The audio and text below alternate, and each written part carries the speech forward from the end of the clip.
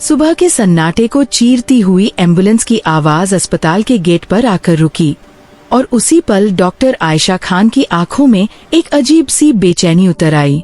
वह शहर की सबसे तेज, सबसे काबिल लेडी डॉक्टर मानी जाती थी। सफेद कोट, सधी हुई आवाज और दिल के अंदर कहीं गहराई में छुपा हुआ एक ऐसा अकेलापन जिसे उसने कभी किसी को दिखने नहीं दिया। लेकिन आज का दिन अलग था। आज पहली बार उसकी नजरें अस्पताल की खिड़की से बाहर सड़क के उस पार बने पुराने पीपल के पेड़ के नीचे बैठे एक फकीर पर टिक गईं। वह फकीर नंगे पांव था, धूल से सनी जटाएं, कंधे पर एक फटा हुआ कंबल और आंखों में ऐसा सुकून जैसे उसने दुनिया की हर बेचैनी को देखकर छोड़ दिया हो। वह रोज आता, उसी जगह बैठता और बिना किसी से कुछ मांगे बस लोगों को देखता रहता। आयशा को नहीं पता था कि वह उसे क्यों देखने लगी है, लेकिन हर सुबह उसकी आंखें अनजाने में उसी ओर उठ जाती। एक दिन आयशा की ड्यूटी देर तक चली। रात का अंधेरा उतर चुका था और अस्पताल लगभग खाली हो गया था। बाहर निकली तो देखा वही फकीर अब भी पीपल के नीचे बैठा था। आप अभी तक यहीं हैं? ये सवाल उसके मुंह से अपने आप निकल गया। फकीर ने धीरे धीरे नजर उठाई, मुस्कुराया और बोला, जहां मन टिक जाए वहां समय रुक जाता है बेटी। उसकी आवाज में न उपदेश था न मांग, बस एक अजीब सी गहराई। आयशा कुछ पल खड़ी रही, फिर बिना जाने क्यों उसके लिए पानी की बोतल ले आई। फकीर ने पानी लिया, लेकिन उससे पहले बोला, तुम थकी हुई हो, सिर्फ शरीर से नहीं, आत्मा से भी। आयशा चौंक गई। इतने सालों में किसी ने उसके दिल की हालत यूं पढ़ी नहीं थी। इसके बाद जैसे एक अनदेखा रिश्ता बन गया। वह रोज उससे कुछ देर बात करने लगी। फकीर दुनिया की बातें नहीं करता था, वह सवाल करता था, ऐसे सवाल जिनसे आयशा खुद से टकराने लगी। तुम दूसरों की जिंदगियां बचाती हो, एक दिन उसने कहा, पर अपनी खुशी को कब आखिरी बार छुआ था? आयशा के होंठ कांप गए। उस रात वह देर तक सो नहीं पाई। उसे एहसास हुआ वह उस फकीर के करीब खिंच रही है, उस इंसान के पास जिसके पास न घर था, न नाम, न पहचान। धीरे धीरे शहर की सबसे समझदार डॉक्टर एक फकीर के इंतजार में रहने लगी। उसके आने से पहले बेचैनी और उसके जाने के बाद एक अजीब सा खालीपन। एक शाम आयशा ने हिम्मत करके पूछ लिया, आपका कोई नाम नहीं? फकीर मुस्कुराया, नाम होते हैं पहचान के लिए, मुझे पहचान से आजादी प्यारी है।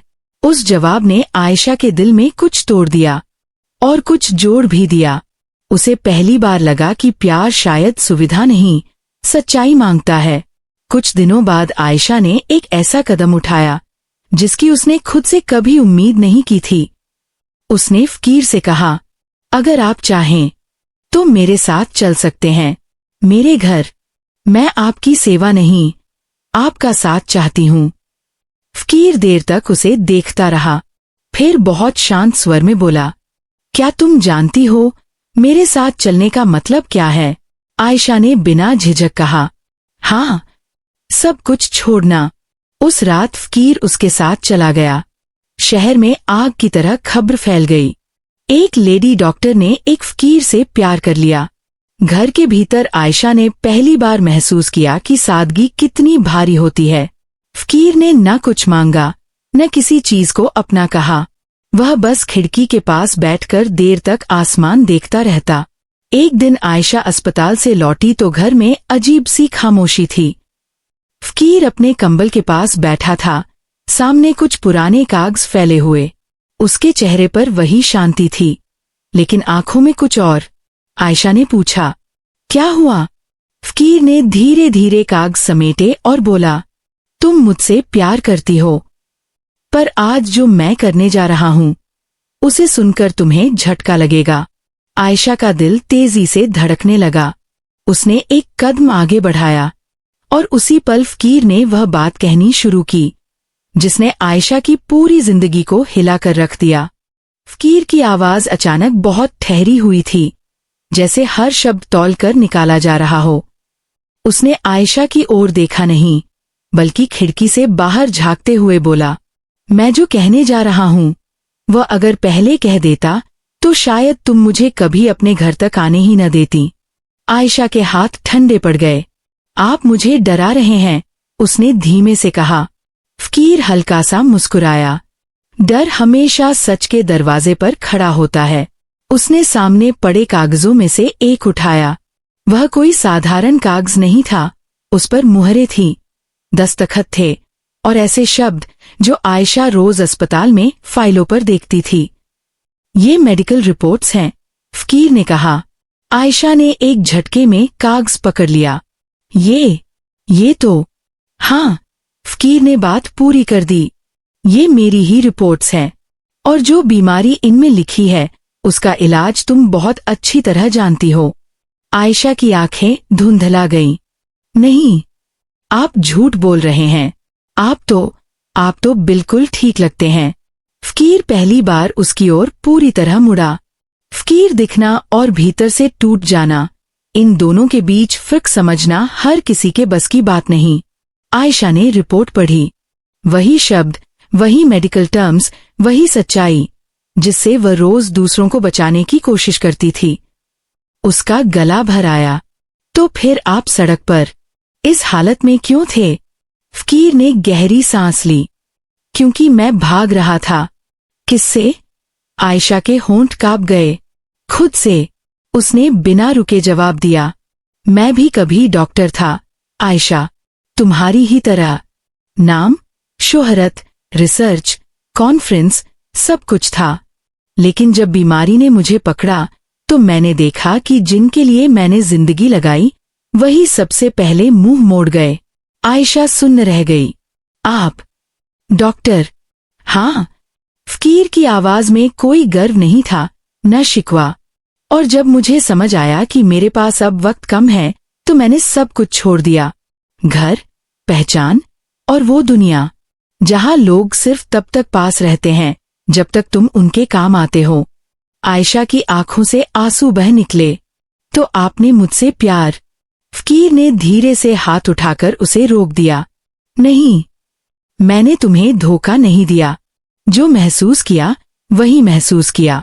लेकिन मैं जानता था कि अगर तुम सच जान जाओगी तो तुम मुझे एक मरीज की तरह देखने लगोगी, एक केस की तरह।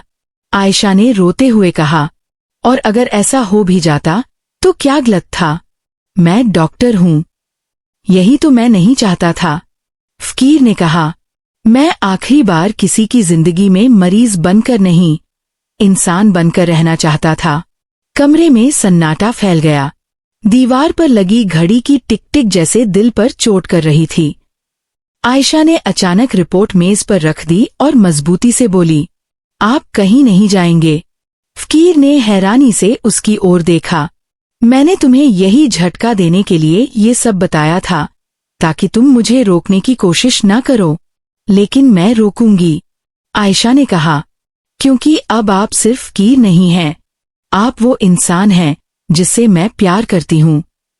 फकीर की आंखों में पहली बार नमी उतर आई। प्यार सहारा चाहता है आयशा, और मैं तुम्हें बोझ नहीं देना चाहता। बोझ? आयशा हंसी, आंसुओं के बीच। जिन जिंदगियों को मैंने बचाया वो मेरा बोझ नहीं थी, और आप भी नहीं हैं। उस रात आयशा ने अपने सारे कॉन्टैक्ट्स खंगाल डाले। पुराने सीनियर डॉक्टर, रिसर्च लैब्स, नई ट्रायल थेरेपी, सब कुछ। फकीर चुपचाप बैठा उसे देखता रहा जैसे किसी और ही दुनिया की हो गई हो। सुबह होते होते आयशा थक कर कुर्सी पर बैठ गई। एक उम्मीद है, उसने कहा, पूरी तरह पक्का इलाज नहीं, लेकिन एक रास्ता है। फकीर ने आंखें बंद कर लीं। मैंने कहा था ना, झटका लगेगा। अब तुम्हें समझ आ रहा है मेरे साथ रहने का मतलब क्या था। आयशा उसके सामने घुटनों के बल बैठ गई। मुझे सब समझ आ रहा है, और फिर भी मैं पीछे नहीं हटूंगी। फकीर ने उसके सिर पर हाथ रखा। अगर यह रास्ता चुनोगी तो आसान कुछ भी नहीं होगा। आयशा ने सिर उठाया। मैं डॉक्टर हूं, आसान रास्ते कभी चुने ही नहीं। फकीर ने हल्की सी मुस्कान के साथ कहा, तो सुनो, जो दूसरा काम मैं करने जा रहा था वो बीमारी से भी ज्यादा चौंकाने वाला है। आयशा की धड़कनें फिर तेज हो गईं। अब क्या? फकीर ने सामने रखे एक और लिफाफे की ओर इशारा किया। इसके बाद तुम्हें तय करना होगा कि तुम सिर्फ मुझे बचाना चाहती हो या उस सच्चाई को भी जो इस लिफाफे में बंद है। आयशा ने कांपते हाथों से लिफाफा उठाया और जैसे ही उसने उसे खोलना शुरू किया, उसे अंदाजा हो गया कि जो पढ़ने वाली है वह सिर्फ एक इंसान की नहीं, कई जिंदगियों की दिशा बदल देने वाला है। आयशा ने लिफाफा पूरा खोल लिया। भीतर एक मोटी फाइल थी, पुरानी, पीली पड़ चुकी, मगर सलीके से रखी हुई। जैसे जैसे वह पन्ने पलटती गई, उसकी सांसें उथली होती गईं। यह सिर्फ एक इंसान की मेडिकल फाइल नहीं थी, यह एक पूरे सिस्टम का सच था। गलत ट्रायल्स, दबाई गई रिसर्च, ऐसे इलाज जिन्हें जानबूझकर रोक दिया गया था क्योंकि उनसे मुनाफा नहीं था।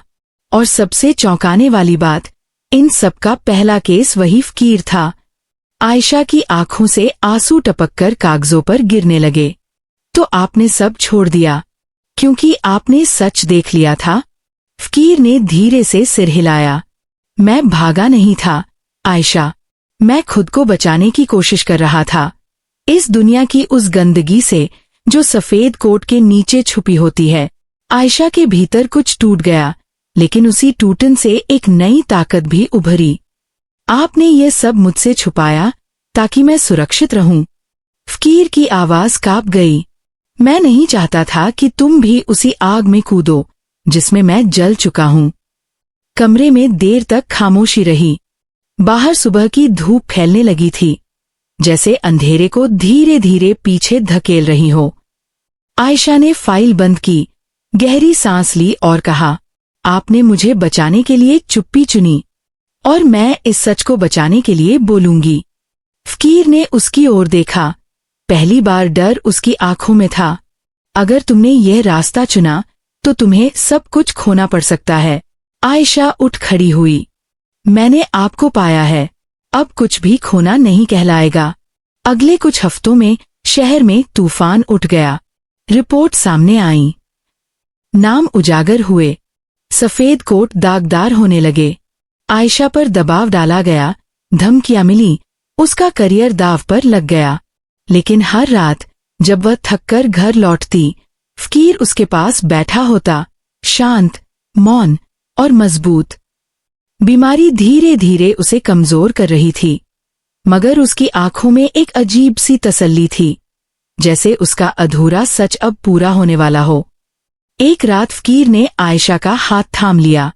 अब वक्त आ गया है, उसने धीमे से कहा। आयशा समझ गई।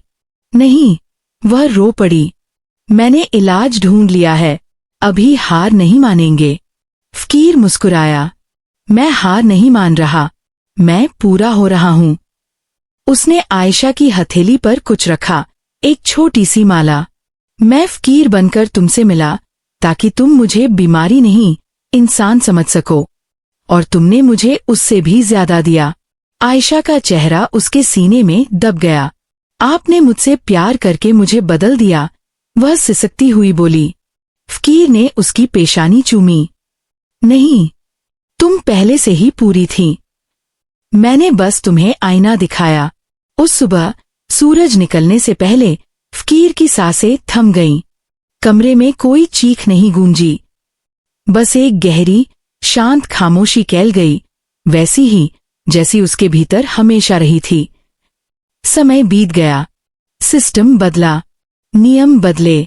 आयशा का नाम इतिहास में दर्ज हो गया, एक ऐसी डॉक्टर के रूप में जिसने सच के लिए सब कुछ दांव पर लगा दिया। लेकिन हर शाम अस्पताल के बाहर उसी पीपल के पेड़ के नीचे आयशा कुछ देर खड़ी रहती। हवा पत्तों से टकराती और उसे लगता जैसे कोई धीमे से कह रहा हो, जहां मन टिक जाए वहां समय रुक जाता है। लोग आज भी पूछते हैं, क्या एक लेडी डॉक्टर का फकीर से प्यार करना सही था? आयशा बस मुस्कुरा देती है, क्योंकि कुछ प्यार सवालों के जवाब नहीं होते, वो इंसान को इंसान बना देते हैं।